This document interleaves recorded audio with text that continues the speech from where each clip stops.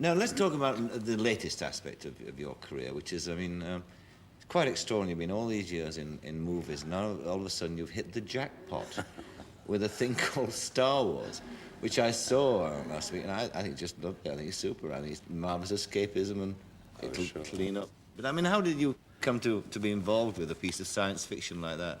Well, it arrived as a script. I was just finishing a picture in Hollywood. Another day to go, and the script arrived on my dressing table, and I heard that it had been delivered by George Lucas, and I thought, well, that's rather impressive, because he's an up-and-coming and very respect-worthy young director, so... And then when I opened it and found it was science fiction, I thought, oh, crumbs, you know, this is simply not for me. And then I started reading, and it seemed to me the dialogue was pretty ropey. But I had to go on turning the page, and I mean, that's an essential in any script. You've got to know what happens next, or what's going to be said next.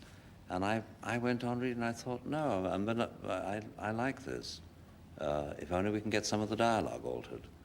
And then I met him, we got on very well, and I found myself doing it, that's all. And it's made more money than any other movie ever made. So I'm told. And yes. you've got yourself part of the action. Ah, well. 2.5%, isn't it? No, not quite that, no. What is it? Sir Alec, how much is it? Well, you want that story? Please. I tried to keep this dark. I don't know where this all sprang from. I think it was the Evening Standard to blame for this. I had a contract. My agent said, I've asked for 2% of whatever, because we didn't think it would make any, you know. I've had a percentage on a film before, and they lose money like mad if I have a percentage. And I said, oh, fine, all right, 2%.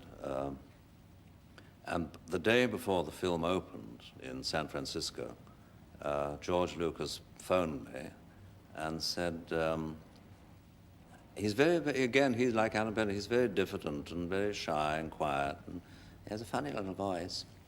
And he said, I think the movie's kind of going to be all right. And I said, oh, I'm glad, George. And he said, yeah, the press quite like it.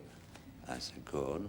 He said, we're pleased with, you know, very grateful for little alterations you suggested, and so we'd like to offer you another 0.5% by making it 2.5%.